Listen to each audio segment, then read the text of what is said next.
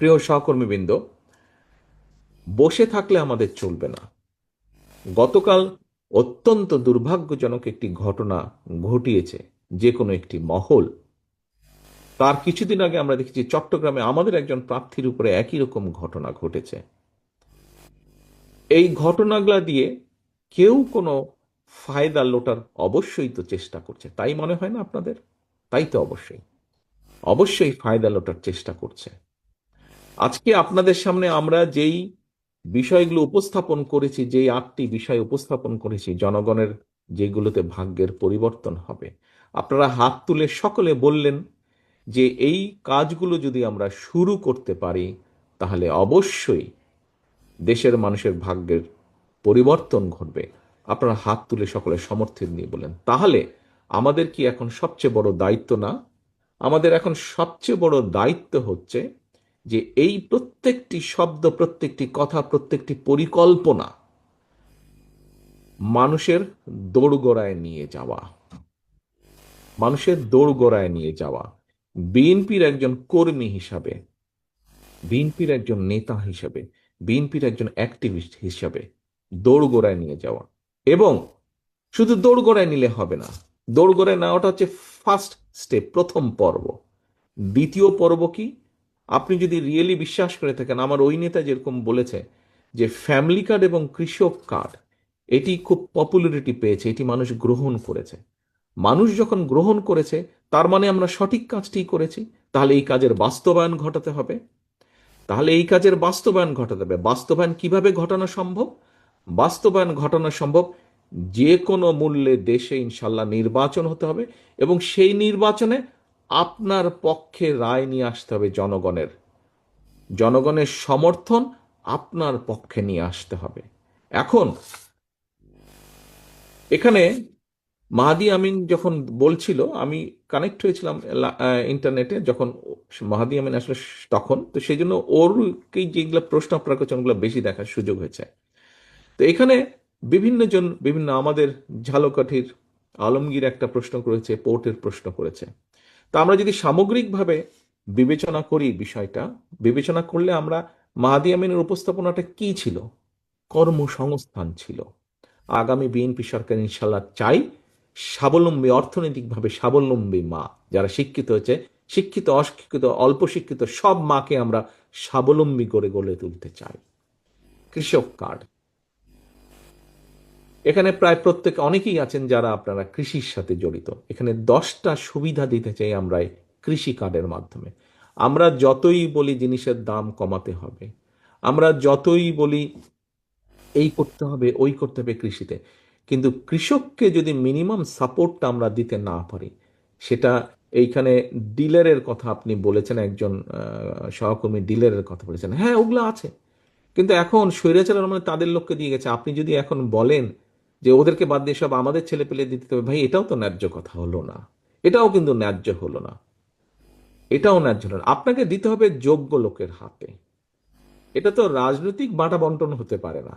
এটা যাদেরকে দিলে, যাদের ওই কাজের অভিজ্ঞতা আছে, ওই ডিলারশিপের অভিজ্ঞতা যাদের আছে, যারা ঠিকভাবে কাজটা করতে পারে, ওরকম সেট আপ আছে, আমাদেরকে সত্যিকার ভাবে দিতে হবে।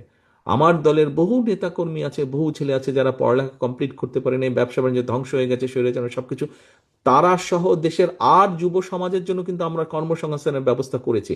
অনেকগুলো ব্যবস্থা আছে, আপনারা যদি কাজে দেখেন, এইভাবে ট্রেন করে করে করছি। কাজে আমাদেরকে, মানুষ আমাদের কাছে ভিন্ন কিছু প্রত্যাশা করে, যে যেটা ন্যায় সেটা প্রত্যাশা করে। একদিনে সম্ভব না, কিন্তু আমি বিশ্বাস করি দৃঢ়ভাবে, আমার এইখানে উপস্থিত যত নেতাকর্মী আছেন, আপনারা আজকে উপস্থিতি 850 মানুষ, আপনারা যদি স্ব অবস্থান থেকে আপনাদের নিচে যারা নেতাকর্মী আছে, আপনাদের সহকর্মী আছে, সবাইকে নিয়ে যদি আমরা চেষ্টা করি, ইনশাল্লাহ আমরা আমাদের প্রত্যাশিত বাংলাদেশ গড়তে সক্ষম হব। প্রিয় সহকর্মীবৃন্দ, রাজনীতি আমার চেয়ে আপনারা যে কম বুঝেন তা না। ক্ষেত্র বিশেষে আপনাদের অনেকের অভিজ্ঞতা আমার থেকে বেশি, অভিজ্ঞতা বেশি, জ্ঞান বেশি। আমাদের বেশি অভিজ্ঞতা থাকুক বা কম থাকুক, এতটুকু নিশ্চয়ই আমরা সকলে বুঝেছি, যে কথাটি আমি 100 বছর আগে বলেছিলাম, যে নির্বাচন অত সহজ হবে না, ষড়যন্ত্র কিন্তু থেমে নেই। আপনারা গুলশান অফিসে অনেকেই এসেছিলেন, যখন আমরা আমাদের আহ, যারা মোটামুটিভাবে প্রত্যাশিত প্রার্থী ছিলেন এরকম আমরা যাদেরকে ডেকেছিলাম, সেখানে আমি একটা কথা বলেছিলাম, ষড়যন্ত্র কিন্তু থেমে নেই। গত কয়েকদিনের ঘটনা, গতকালকের ঘটনা, চট্টগ্রামে আমাদের প্রার্থীর উপরে গুলিবর্ষণের ঘটনা, এই সব কিছু নিয়ে কিন্তু প্রমাণিত হচ্ছে যে যা আমি বলছিলাম তা কিন্তু সত্য হচ্ছে আস্তে আস্তে। কাজে আমরা যদি নিজেদের মধ্যে মতপার্থক্য কমিয়ে নিয়ে না আসি, আমরা যদি নিজেরা ঐক্যবদ্ধ না হই, সহকর্মীবৃন্দ, এই দেশ ধ্বংস হয়ে যাবে। কেন ধ্বংস হয়ে যাবে বলছি? প্রতিবার আপনারা খেয়াল করে দেখেন, আপনি বিএনপি বলেন না, facts and figure and history যা বলে, প্রত্যেকবার এই দেশ ধ্বংসের দ্বার প্রান্তে গিয়েছে। প্রত্যেকবার আপনারা, কখনো শহীদ জিয়ার নেতৃত্বে, কখনো দেশনেত্রী খালেদা জিয়ার নেতৃত্বে, বিএনপি আস্তে আস্তে সেই খাদের কিনারা থেকে দেশকে আবার বের করে নিয়ে এসেছে। সহকর্মীবৃন্দ, কেউ মানুক না মানুক, কারো ভালো লাগুক না লাগুক, কিচ্ছু যায় আসে না। আমরা জানি সকল সময় যখনই দেশ সংকটে পড়েছে এবং জনগণ বিএনপির কাঁধে দায়িত্ব দিয়েছে, বিএনপি সর্বোচ্চ দিয়ে চেষ্টা করেছে জনগণের সেই প্রত্যাশা পূরণের জন্য।